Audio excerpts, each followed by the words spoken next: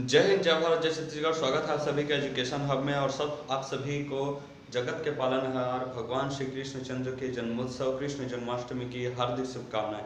अभी हम लोग जो है परसों से ही आधुनिक का भारत का इतिहास शुरू कर चुके हैं। छोटे छोटे प्रमुख जो राज्य थे जो मुगल साम्राज्य से अलग हुए उनके बारे में देख रहे थे। इसी सिलसिले में आज हम लोग देखेंगे पंजाब को। ठीक है, पंजाब के बाद बंगाल को देखेंगे। बंगाल जो है बहुत महत्वपूर्ण है क्योंकि वहीं से अंग्रेज जो है अपना प्रभुत्व भारत में जमाना प्रारंभ किए थे। देखिए, बंगाल में हमने पढ़ा था राजा रणजीत सिंह के बारे में। उसके बाद उनके जो पुत्र थे, बहुत सारे और चेंजेस हुए, मृत्यु होती गई।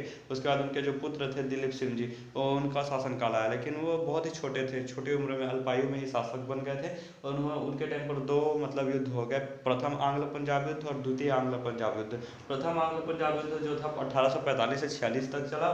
इस युद्ध में अंग्रेज विजयी हुए और भोरेवाल की संधि के तहत यह युद्ध समाप्त हुआ। लेकिन 1846 में ही उसी समय द्वितीय आंग्ल पंजाब युद्ध शुरू हो गया, जो कि 1846 से 1849 तक चला। इसका कारण था लॉर्ड डलहौजी की जो हड़प नीति थी। ठीक है, वही इसका कारण था। जहाँ से भी कमजोर शासक दिखे, जैसे रानी लक्ष्मीबाई जी के पुत्र जो थे वो दत्तक पुत्र थे, तो इसके कमजोरी का फायदा उठाना चाहा, जिसकी वजह से क्रांति हुई। ठीक है, अवध के नवाब के टाइम पर भी यही किसने किया। ठीक है, सबके साथ ये ऐसा ही करता था। पंजाब में भी देखा, राणा रणजीत सिंह के बाद जो शासक आया वो ठीक ठाक नहीं थे। उसके बाद उनके पुत्र दिलीप सिंह जो थे उनको छोटी उम्र में ही शासक बनना पड़ा और इसी का फायदा उठाकर ये भी हड़पना चाहता था। इस वजह से पंजाब पर अधिकार हेतु चार्ल्स नेपियर नामक एक कुशल सेनापति को भेजा। ठीक है, इस सेनापति ने पंजाब युद्ध में विजयी रहा, युद्ध जीत गया और पंजाब पर क्या है, अंग्रेजों का अधिकार हो गया। और इसके बाद जो है डलहौजी जो है कोहिनूर हीरा को महारानी विक्टोरिया को समर्पित कर दिया, भेंट कर दिया।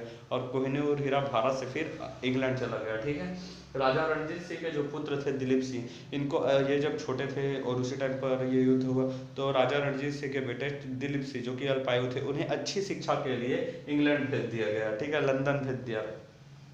माता जो थी इनको 48,000 रुपये प्रति वर्ष का पेंशन देने लगे और उन्हें शेखपुरा जम्मू कश्मीर भेज दिए। ठीक है, पंजाब क्या हो गया, पूरी तरह से अंग्रेजों के अधीन हो गया था। ठीक है, देखिए कोहिनूर हीरा का इतिहास देख लेते हैं। नीले रंग का यह बेशकीमती हीरा उस वक्त बेशकीमती था, लेकिन आज वर्तमान में कोहिनूर से भी बेहतरीन हीरे यहाँ पर हमारे पास उपस्थित हैं। ठीक है, हैदराबाद के समीप गोलकुंडा के खदान से, ठीक है, गोलकुंडा फोर्ट जो है ना, गोलकुंडा का किला, वही वाला गोलकुंडा के खदान से निकला था कोहिनूर का हीरा। वारंगल के शासक, ठीक है, वाकाटक वाले शासक, वारंगल स्थान के शासक जो थे प्रताप रुद्रदेव, जिन्होंने लॉर्ड क्या बोलते हैं अलाउद्दीन खिलजी के द्वारा भेजे गए 1000 दिनारी यानी कि मलिक काफूर की अधीनता स्वीकार कर ली थी। अपनी प्रतिमा पर बेड़िया चढ़वाई और कोहिनूर हीरा भी समर्पित कर दिया खिलजी के लिए।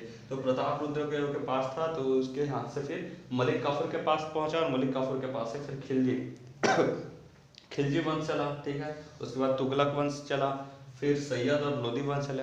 तो लगातार खिलजी के बाद तुगलक, तुगलक के बाद सैयद, सैयद के बाद लोधी तक ये पहुंचा। ठीक है, लोधी वंश से फिर इसे मालवा के शासकों ने छीन लिया था और मालवा शासकों से फिर इसे मुगलों ने छीन लिया। मुगलों में जो मोहम्मद शाह रंगीला था उसके पास से फिर इसे किसने छीन लिया, नादिर शाह ने, क्योंकि नादिर शाह ईरान व मध्य एशिया का नेपोलियन कहा जाता है। यह जब भारत आया तो इसने मोहम्मद शाह रंगीला से, जो कि सिर्फ नाच गाना देखता था, उसे छीन लिया और ईरान ले गया अपने साथ। और ईरान ले जाकर फिर वहां से पश्तून दुरानियों ने ईरान से छीन लिया। ठीक है, कोहिनूर हीरा को। पंजाब में जो सिख शासक थे उन्होंने फिर से इस हीरा को छीन लिया। क्षमा कीजिएगा। ठीक है, पंजाब के सिख शासकों से फिर जो है दिलीप सिंह से डलहौजी ने छीन लिया और डलहौजी ने छीनकर महारानी विक्टोरिया को खुश करने के लिए इंग्लैंड भेज दिया। ठीक है, नीले रंग का यह हीरा जो है आज भी उस विक्टोरिया के ताज पर स्थित है। ठीक है, लगा हुआ है। देखिए, गोलकुंडा से निकला, फिर वहां से वारंगल शासक, फिर वारंगल से खिलजी, से तुगलक, से सैयद, से लोधी, लोधी से मालवा, मालवा से मुगल, मुगल से नादिर शाह, नादिर शाह से पश्तून दुरानी, दुरानी से लेकर सिखों तक, सिखों के बाद से फिर डलहौजी, डलहौजी ने विक्टोरिया भेज दिया इंग्लैंड के पास, विक्टोरिया के पास भेज दिया इंग्लैंड में। ठीक है, देखिए बंगाल लेते हैं। बंगाल जो है उसकी स्थापना जो है मुर्शिद कुली खान ने की थी। इसने अपनी राजधानी जो है मुर्शिदाबाद को अपने नाम पर बनाया था। ठीक है, 1727 में मुर्शिद कुली खान की मृत्यु हो गई। सुजाउद्दीन जो है वो अगला शासक बना। शुजाउद्दीन जो है, लेकिन इसकी भी मृत्यु 1739 में हो गई। अलीवर्दी खान इसके बाद नवाब बना। अलीवर्दी खान की भी मृत्यु 1756 में हुई, क्योंकि इनका बहुत फेमस कोई इतिहास नहीं रहा है, इसलिए लगातार इसको खिसकाया जा रहा है। ठीक है। सिराजुद्दौला जो है उसके बाद अगला शासक बना, और अपने ही परिवार में घसीटी बेगम, ठीक है, घसीटी बेगम के साथ इसका विवाद था। इसका फायदा उठाकर अंग्रेजों ने वहाँ किला बनाना शुरू कर दिया। किले का नाम था फोर्ट विलियम। ठीक है। इसका जो प्रधान अधिकारी था वो था रोजर ड्रेक, यही देख रहा था, इसी के ठेका पर बन रहा था किला। ठीक है। सिराजुद्दौला ने अचानक आक्रमण कर दिया किसी के इलाके पर बिना उसकी अनुमति के कुछ भी बनाएंगे तो आक्रमण तो होगा ही, तो लड़ाई हो गया। 146 अंग्रेजों को पकड़ लिया, और 146 अंग्रेजों को पकड़कर कोलकाता के एक चंदनगर नामक स्थान पर एक छोटे से रूम में 146 लोग को एक छोटे से रूम में भर दिया। दम घुटने के कारण 123 लोगों की मृत्यु हो गई, 23 लोग ही बच पाए। ठीक है। इसे काल कोठरी यानी कि ब्लैक हॉल की घटना के नाम से जाना जाता है। इसकी जानकारी जो है हॉर्नबिल नामक इतिहासकार ने दी थी, क्योंकि 146 लोगों को जिसे ठूस दिया गया था ना, उसमें से हॉर्नबिल भी एक था। ठीक है। सिराजुद्दौला को हराने के लिए मद्रास का गवर्नर जो है लॉर्ड क्लाइव, वह बंगाल आया और अपने साथ सेनापति मीर जाफर और कोषाध्यक्ष राय दुर्लभ को इसने अपने साथ मिला दिया। ठीक है। और उससे वादा किया मीर जाफर के साथ कि तुम्हें हम लोग नवाब बना देंगे।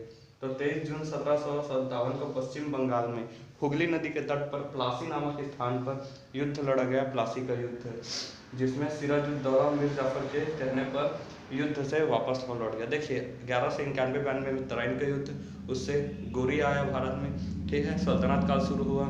उसके बाद से जो पानीपत का युद्ध है 1526 और 1556 वाला, अकबर और बाबर के टाइम पर, ठीक है, और उसके बाद अकबर के टाइम पर द्वितीय युद्ध, इससे मुगलों का साम्राज्य स्थापित हुआ, और प्लासी के युद्ध के पश्चात अंग्रेजों का शासन स्थापित हुआ। तो ये सब जो है बहुत ही मतलब इम्पोर्टेंट है। ठीक है। सिराजुद्दौला जो है वह मीर जाफर के कहने पर युद्ध करने से पहले ही मतलब वापस लौट गया था कि हम लोग संभाल लेंगे, आप लोग आप जाइए, ऐसा करके सिराजुद्दौला को मीर जाफर भेज दिया। और जैसे ही सिराजुद्दौला लौट रहा था, चाक भोंक कर उसकी हत्या कर दी सिराजुद्दौला की। युद्ध में मीर जाफर जो है चुपचाप अंग्रेजों का साथ देता रहा, और अंग्रेज इसमें जीत गए। मीर जाफर को नवाब बना दिया गया। अंग्रेज जो है इसे धन लेना प्रारंभ कर दिए, अत्यधिक धन लेते थे। इस वजह से धन जो है समाप्त होने लगा, तो मीर जाफर जो है धन देने से धीरे धीरे कतराने लगा। इसे हटाकर मीर कासिम को फिर नवाब बना दिया गया, और इसे बंगाल का प्रथम शांतिपूर्ण क्रांति के नाम से जाना जाता है। इसके क्या बाद क्या क्या हुआ जानेंगे नेक्स्ट क्लास में। तब तक के लिए जय हिंद।